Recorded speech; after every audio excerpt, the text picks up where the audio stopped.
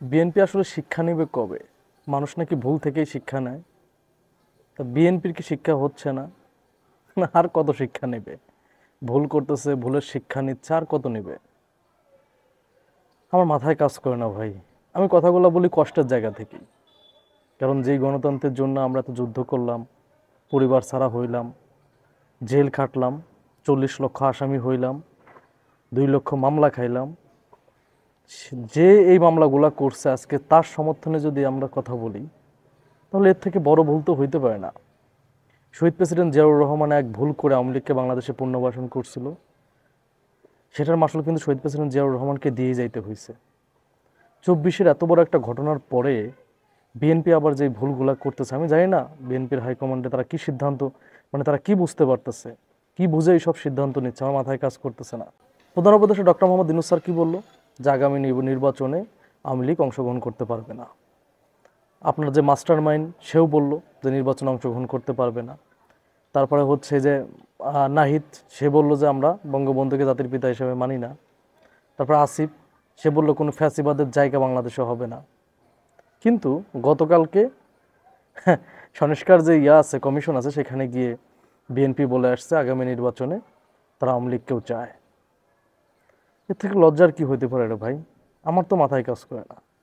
আমি ক্ষুদ্র একজন কর্মী, আমি দলকে পছন্দ করি, কারণ এই দলের জন্য আমি অনেক, কি বলবো, অনেক লজ্জা পাইছি, অনেক কিছুই করছি, দেশ ছাড়া হয়েছে, সব কিছু হয়েছে, এবং স্কুল থেকে বহিষ্কারও হয়েছি।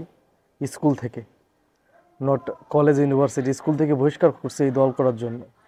আমার বাবা জামাত ইসলাম করতো, কিন্তু আমি ছোটোবেলার থেকেই বেগম খালেদা জায়গা আমার পছন্দ হয়, এই জন্য আমি বিএনপিকে পছন্দ করি। ওই যে আমার পছন্দের জায়গা, আমার বাবা তো বেঁচে নেয় এখন, কিন্তু আমি সেই ছোটোবেলার চয়েসটাকে এখনও ধরে রাখছি। যদিও আমার সামনে অনেক অপশন ছিল, আমি কোনো অপশন ধরেই নাই। কিন্তু বিএনপির এই সিদ্ধান্তগুলো মেনে নিতে কষ্ট হচ্ছে রে ভাই, সত্যি বলতেছি। বাংলাদেশের জনগণ প্লাস বিএনপি সব থেকে বড় শত্রু হচ্ছে আওয়ামী লীগ।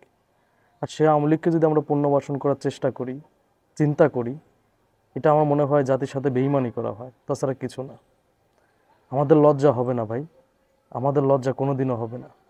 আবার বাংলাদেশে আওয়ামী লীগ আসবে, আবার বিএনপির নামে মামলা দিবে, এই বাড়িঘর জ্বালাইছে, হ্যান করছে, ত্যান করছে, অনেক কিছু করবে। আমি তো থাকতে পারবো না। আওয়ামী লীগ বাংলাদেশে আসবে, আমি কি থাকতে পারবো? আপনি থাকতে পারবেন না।